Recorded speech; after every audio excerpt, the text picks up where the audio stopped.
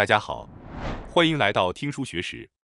今天我要给大家介绍由生物学家吉森堡所著的《人类或将在不久的未来摆脱衰老》这本书。近年来，长生不老已经不再只是幻想，很多人都开始觉得，也许未来真的能够借助科学的力量来避免衰老。事实上，令人高兴的是，这种预感很可能是正确的。根据本书作者2016年诺贝尔奖得主大于2点的首席弟子的说法，考虑到近几年科学正以惊人的速度不断进步，未来5到10年之间，人类在预防衰老方面或许会迎来重大突破。所谓衰老，其实涉及人体的方方面面。如今看似彼此分散的各种衰老研究成果，未来应该会逐渐出现共同的核心脉络，最终揭示衰老这一现象的整体真相。长久以来，人类一直把衰老视为无法逃避的命运，衰老然后死亡，在人类历史中，这几乎被认为是毋庸置疑的真理。然而，进入21世纪后，在生命科学研究最前沿，人们对于衰老的看法已经发生了巨大变化。衰老也许并不是我们理所当然接受的无法避免的命运，而是有可能被延缓甚至规避的。在这段视频中，我会不断向大家介绍现代科学最新发现的能够阻止衰老，直到生命最后依然年轻健康生活的习惯。内容非常实用，希望大家能轻松愉快地一起听下去。那么，首先要介绍的第一个不容易衰老的神奇习惯，就是即使到了100岁，也依然吃牛排。根据2023年WHO公布的数据，日本人的平均寿命为84.3岁，位居世界第一。当然，这只是平均值，也有人能活得更久。在衰老研究领域，尤其受到关注的是那些年龄超过100岁的人，他们被称为百寿者。那么，百寿者与普通人的区别到底是什么呢？近年来，不仅把100岁以上的人称为长寿者，还将110岁以上的人称为超级百寿者。那么，在长寿者中还能活得更久的超级百寿者，究竟具有什么特征呢？庆应艺术大学医学部的调查显示，与普通百寿者相比，超级百寿者在100岁时的生活自理能力明显更高。也就是说，即使到了100岁，很多人依然能够不依赖他人，独立完成吃饭、穿衣等日常生活。反过来说，那些在100岁时仍能独立生活的人，成为超级百寿者的概率也更高。从医学角度来看，自立最重要的一点，就是认知功能能够得到保持。研究人员调查了活到110岁以上的人在100岁时的认知能力后发现，超级百寿者的认知功能普遍明显高于其他100岁老人。可以说，他们是健康领域中的超级精英。那么，决定一个人能否超过平均寿命，甚至活过110岁的关键，究竟是什么呢？很多人也许会认为，这些都是由遗传决定的，在出生前就已经注定了。但结论是，遗传的影响虽然确实不小，却并不是全部。研究认为，遗传因素对活到110岁以上的影响，大约只占25%左右。例如，人们发现，很多百寿者体内并不容易携带那些容易引发疾病的基因。听到这里，可能有人会想，既然是基因决定的，那再怎么努力，也不可能活过100岁吧？但正如刚才所说，遗传影响仅占约25%，剩下的则与生活习惯等各种因素密切相关。而长寿者在遗传之外最显著的共同特点之一，就是体内炎症较少。炎症大致分为2种，一种是因受伤或感染而产生的急性炎症，另一种则是虽然没有明显发热或疼痛，但血管等细胞会被一点点持续损伤的慢性炎症。而与衰老有着深刻关系的，正是身体中的慢性炎症。衰老的细胞会分泌引发炎症的物质，进一步伤害周围的细胞，其结果就是衰老会像连锁反应一样不断扩散。研究认为，细胞老化速度较慢的人，更不容易发生慢性炎症，动脉硬化较少，心血管系统也更强健。特别是那些110岁以上的超级百寿者，普遍炎症水平较低，即使超过100岁，心脏与肾脏功能也不容易衰退。那么，这些超级百寿者为了抑制炎症，究竟过着怎样的生活呢？他们的生活习惯有几个明显特点：不吸烟，很少饮酒，或者即使喝酒也只是少量，性格开朗、外向、心胸宽广。这些其实正是我们通常认为有益健康的生活方式。而比较令人意外的是，很多超级百寿者都很喜欢吃肉，即使超过100岁，依然有不少人会吃牛排、喝红酒。研究发现，即使到了高龄，血液中白蛋白浓度较高的人更容易长寿。所谓白蛋白，是存在于血液中的一种蛋白质。当老年人的白蛋白浓度下降时，就容易出现容易疲劳、握力下降、身体虚弱。而为了维持并提高血液中的白蛋白水平，一个非常重要的关键就是充分摄取肉类。有些人可能会觉得，上了年纪以后，咀嚼能力变差，消化功能减弱，像牛排这样的食物已经吃不了了。但事实上，保持想吃什么就认真去吃的肉食习惯，恰恰是支撑健康长寿的重要因素之一。接下来介绍第2个不容易衰老的神级习惯，那就是能够激活自噬的方法。大家听说过自噬这个词吗？正如名字所示，也被称为自食作用。所谓自己吃自己，指的是人体细胞会将自己内部的一部分进行分解，再重新作为材料循环利用的机制。人体大约由37兆个细胞组成，而在每一个肉眼看不见的微小细胞世界里，这种更新替换始终不断重复进行着。自噬大致具有3个重要作用。第一是细胞内部蛋白质与零件持续更新的代谢循环功能。简单来说，它就像细胞内部的垃圾回收与再生系统，无论是老旧损坏的废物，还是暂时不用的部件，都会被统一回收、分解，再重新制造成新的物质，借此细胞内部得以维持清洁。第二自噬还具有清扫功能，它能够清除侵入细胞的细菌、病毒等有害物质，系统会识别异常蛋白与有害物质，将其隔离后安全处理。第三则是在饥饿或营养不足时，分解细胞内部成分，作为能量来源使用的紧急功能。可以说，这是细胞在紧急状态下的生存机制。近年来还发现，自噬能够维持细胞内溶酶体的健康。所谓溶酶体，简单来说，就像细胞内部的胃和肠，它利用强力消化酶分解并处理细胞中的废弃物。但问题是，溶酶体有时会出现破洞，一旦破裂，内部消化酶就会泄露出来，像胃穿孔后胃酸外漏一样，连周围正常部分也一起损伤，结果就会导致细胞死亡、炎症发生。这种出现破损的溶酶体被称为受损溶酶体。研究发现，它会随着年龄增长不断增加与积累，而实际上，我们体内原本就具备一种能够清除、修复这些受损溶酶体的机制，那正是自噬。另一方面，人体中也存在会给自噬踩刹车的物质，那就是卢比康蛋白。研究发现，随着年龄增长，卢比康蛋白会导致体内自噬活性下降。随着年龄增加，细胞内部的更新能力与清扫能力都会减弱，于是废弃物越来越容易堆积。而这种垃圾处理能力的下降，被认为与阿尔茨海默病、帕金森病、糖尿病等各种老化相关疾病密切相关。当然，如果自噬作用过强，也可能把细胞中真正重要的部分一并分解。因此，卢比康蛋白实际上也承担着维持平衡的作用。实验中发现，如果完全去除卢比康蛋白，某些组织甚至会被过度破坏。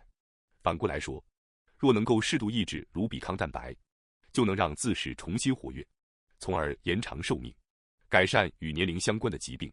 此外，自噬还能够保护我们的大脑，像帕金森病等神经退行性疾病，往往是因为贝塔淀粉样蛋白、阿尔法突触核蛋白等异常蛋白形成团块并不断堆积所导致。而这些异常蛋白之所以会堆积，其中一个重要原因就是自噬功能下降。随着年龄增长，自噬减弱，这些蛋白便不断累积，最终引发疾病。遗憾的是，神经细胞与其他细胞不同，它几乎无法重新再生。一旦异常蛋白堆积，就很难通过更新细胞的方式清除。因此，平时依靠自噬持续清理大脑内部垃圾，对于预防神经退行性疾病至关重要。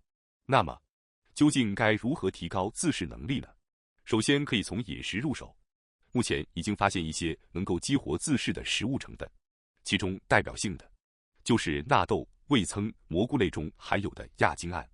另外，16中的尿石素、红酒中的白藜芦醇也被证实具有激活自噬的作用。另一方面，如果像炸鸡这类高脂肪食物摄取过多，就会使卢比康蛋白增加，导致自噬功能下降，身体也更容易发胖。此外，本书作者特别关注的一种饮品是阿波番茶。阿波番茶是德岛县一种拥有1000年以上历史的传统发酵茶。研究显示，它可能具有提升运动能力、抗衰老、年轻化等效果。除了饮食之外，适度运动对于自噬也非常有效。虽然现在肌肉训练很流行，但对于激活自噬来说，有氧运动更加有效，尤其是跑步。美国的一项研究报告指出，跑步能够明显促进自噬活性，并降低罹患糖尿病的风险。此外，睡眠对于自噬也极其重要，建议做到以下几点：保证7至8小时睡眠，晚餐在睡前2至3小时前吃完，配合生物钟，每天固定时间睡觉。近年来，加拿大研究团队还发表论文指出，冷水浴可能可以激活自噬。研究认为，寒冷刺激或许能够在细胞层面激活身体机能，这种适度的身体压力实际上会促进自噬，从而带来年轻化效果。但相反，精神压力则会抑制自噬。还有研究发现，当人与人之间的联系变得薄弱时，自噬功能也会下降。也就是说，社会孤立甚至可能在细胞层面加速人体老化。提到自噬，很多人可能听说过断食可以激活自噬。实际上，从促进自噬的角度来看，适度的热量限制确实能够带来一定的年轻化效果。但需要注意的是，如果进行极端断食，反而有可能加速衰老。接下来要介绍第3个不容易衰老的神奇习惯，那就是尽量避免细胞老化的生活方式。人为什么会衰老？其实一直是生命科学中的重大谜题。虽然生物为何最终会迎来死亡，目前仍未被完全解明，但有一点已经非常明确：随着衰老，身体功能会不断下降，例如运动能力下降、更容易生病等等。因为人体是由无数细胞组成的，所以很多人会觉得细胞老化了，人当然就会老化。但实际上，现代科学发现，人体整体的老化和细胞本身的老化其实是完全不同的现象。人体拥有皮肤、肌肉、骨骼、血管等各种器官，而所有器官都是由细胞构成的。因此，看起来人体衰老似乎就是细胞衰老，但科学上并不完全是这样。在生命科学中，人体整体的衰老被称为个体老化，而细胞层面的老化则被称为细胞老化。所谓个体老化，其实是许多不同现象共同作用的结果。其中，近年尤其受到关注的一个原因，就是干细胞枯竭。所谓干细胞，简单来说，就是能够产生新细胞的母细胞。而随着年龄增长，这些干细胞功能逐渐衰退，这种现象就被称为干细胞枯竭。大家应该听说过，人体大部分细胞其实都在以超乎想象的速度不断更新替换。个体老化和细胞老化之所以不同，原因在于人体的寿命与细胞本身的寿命其实完全不同。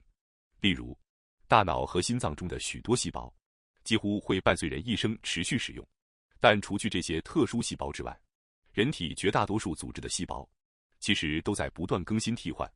比如肠道的一部分细胞几天就会更新一次，皮肤表皮细胞大约每1至4个月更新一次。而负责不断制造新细胞的来源就是干细胞。干细胞的分裂能力会随着年龄增长而下降，这正是前面提到的干细胞枯竭。一旦发生这种情况，新细胞无法顺利生成，或只能制造质量较差的细胞，结果新陈代谢开始失调，最终导致整个身体层面的个体老化。实际上，成年人无论胖瘦，体内细胞数量大致都差不多。很多人以为胖的人细胞更多，但其实并不是，胖的人只是每个细胞变大了。在成长阶段，细胞会不断分裂增殖，因此儿童与成人身体大小差异巨大。但到达一定年龄后，大部分细胞会暂时停止活动，数量维持稳定。这种状态被称为可逆性的细胞静止状态。所谓可逆，意思是还能恢复。例如，肝脏或肾脏在手术切除一部分后，细胞还能重新增殖并恢复原状。再比如最容易理解的皮肤细胞，平时虽然处于停止增殖状态，但一旦受伤，为了防止病原体入侵，皮肤细胞就会迅速增殖。因此，对于成人的大多数细胞来说，需要实在增殖才是正常状态。但是有一种细胞并非暂时停止，而是永久性停止增殖，这就是所谓的细胞老化。一旦发生细胞老化，细胞再也无法分裂，也无法继续增加。在人类体内，细胞分裂几十次后，就会逐渐失去继续分裂的能力。这种失去分裂能力的细胞就被称为老化细胞。而这些老化细胞不断累积，最终就会导致人体整体的衰老。反过来说，如果能够清除这些老化细胞，人类或许就能阻止身体老化。那么，什么样的生活方式能够减少细胞老化呢？答案其实非常朴素：不吸烟，饮酒适量，不暴饮暴食，避免过度暴晒紫外线，保持适度运动，保证充足睡眠，这些都有助于减少细胞老化。也许有人会觉得，怎么全是老生常谈？但事实上，预防衰老最重要的，恰恰就是长期持续的做好这些看似普通的事情。接下来要介绍第4个不容易衰老的神奇习惯，那就是不要轻易接受玻尿酸注射或肉毒杆菌注射。很多人都希望改善随着年龄增长而出现的皱纹、松弛、下垂。近年来，通过医美维持年轻外貌的方法越来越普及，其中代表性的就是玻尿酸注射。玻尿酸透明质酸是一种凝胶状物质，具有能够储存自身重量6000倍水分的能力。真皮中的纤维如胶原蛋白形成网状结构，构成皮肤基础，而填充在这些纤维空隙中的就是玻尿酸。但随着年龄增长，玻尿酸会不断减少。研究显示，75岁人类皮肤中的玻尿酸含量只有19岁时的大约1/4。由于玻尿酸具有强大的保水能力，能够维持皮肤弹性，因此随着玻尿酸减少，皮肤弹性也会下降，最终导致脸部松弛、皱纹增加。玻尿酸注射的原理就是通过皮下注射，直接把玻尿酸填充进皮肤，从而恢复皮肤饱满度，让皱纹与下垂不那么明显。但本书作者特别提醒，玻尿酸注射存在风险。如果玻尿酸误注入血管，极容易引发血管栓塞，导致血流中断，严重时后方组织甚至会发生坏死。实际上，每年都有人因为在鼻部周围注射玻尿酸时，玻尿酸进入血管而导致鼻部坏死，甚至最严重时失明。除了玻尿酸注射之外，近年来另一项非常流行的美容项目就是肉毒杆菌注射。这种方法是利用肉毒杆菌产生的毒素，暂时麻痹控制肌肉运动的神经。例如在眉间或眼角注射后，由于肌肉不容易活动，因此皱纹也会减少。它的原理本质上就是让肌肉无法运动，从而不产生皱纹。因此，如果毒素剂量或注射位置出错，就可能让脸部表情几乎不怎么动。很多情况下，那其实就是肉毒杆菌注射过度的结果。肉毒杆菌产生的毒素被认为是自然界中最强级别的毒素之一。由此可见，肉毒毒素本身是多么危险。如果想到这样强力的毒素竟然可能由那些未经充分培训、只是兼职打工的实习医生操作，确实会令人感到不安。因此，从这个角度来看，过度依赖美容医疗来阻止外貌衰老，其实风险相当高。那么，我们到底该如何预防外貌上的衰老呢？最有效的方法虽然很传统，依然是避免过度紫外线照射。不过，如果因为害怕紫外线而长期不出门、不晒太阳，也会导致身体无法生成维生素 D， 这样反而会增加骨质疏松、骨折等风险。而且只要正常生活，就不可能彻底隔绝紫外线。实际上，阴天、雨天、冬天同样都会有紫外线。虽然7月、8月紫外线最强，但事实上，到了5月时，对皮肤影响很大的 UVB 强度就已经达到峰值的约 80%。可以看出，防晒需要全年持续进行，需要根据用途与肤质选择适合自己的产品。另外，不只是防晒，所有健康习惯都应该以是否适合自己为标准来选择。即使某种方法在世间被认为很好，也不代表一定适合你的身体。所以，关于健康习惯，非常重要的一点是，亲自去实践那些看起来合理的方法，然后观察它是否真正适合自己。这个亲自验证的过程非常重要，希望大家一定要记住。现代科学已经越来越清楚地发现，衰老并不是一种完全无法改变的命运。